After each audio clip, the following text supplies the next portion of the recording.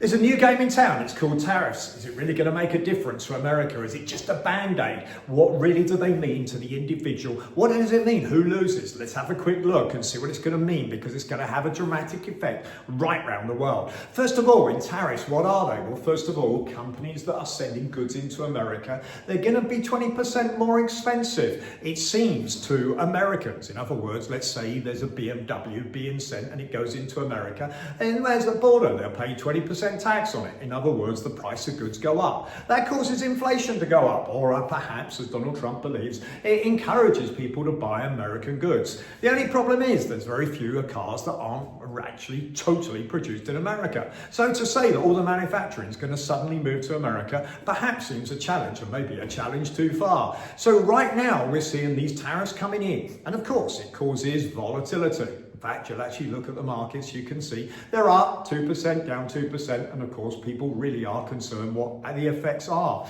If we go back, and perhaps you can see the diagram behind me, tariffs were as high as 20% last time in the 1930s. And everybody worries about what happened in the 30s, because in the 30s, when we were already in a situation whereby the world was in a depression, it actually made it worse. So what happened was that people realized that tariffs were actually causing problems. They reduced the tariffs, and guess what? World trade actually became better and the world economy grew. So is the same going to happen? Well, Trump thinks that the same isn't going to happen. He actually thinks that companies will move to America, more Americans will more America products will be produced. He could be right, but of course there's a painful period. Of course he may be wrong, but there is one thing we know about Donald Trump: he definitely changes his mind. So if the policies aren't working, expect, for me, by the end of the year, he'll actually change his mind and reduce the tariffs down. So what are the effective tariffs going to be ultimately?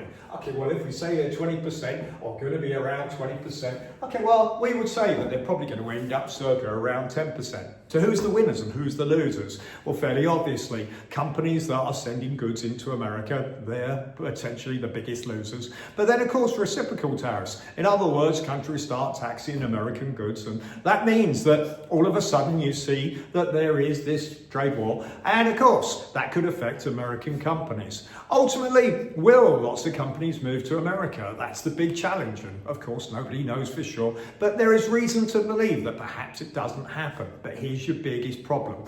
Right now, America's running at 1.8 trillion per year deficit. That's massive, of course. And even if tariffs are 20%, then all they raise is 600 billion a year. In other words, so even if you put these high tariffs in, it doesn't solve the problem that America is spending more than it actually is earning. So what's the solution? Well, of course, Musk is trying to reduce government costs and trying to massively make it more efficient. Ultimately, that's the only answer. They're actually right with that particular direction. For me, this actually isn't going to help, and we're going to see a reversal by the end of the year. Doesn't mean that all's doom and gloom. In fact, if you actually subscribe to my YouTube channel or follow me on Instagram, you'll see that I'll talk about things where there are opportunities. Remember when everybody gets uncertain and maybe depression sets into people's minds because they see, wow, everything going up in price, there actually be companies that will still be successful, and those companies will continue to do well. In other words, there's always opportunities. For me, for example, AI is going to continue to grow. I just think that even if companies want to lay off staff, which of course causes big issues to many, many different companies,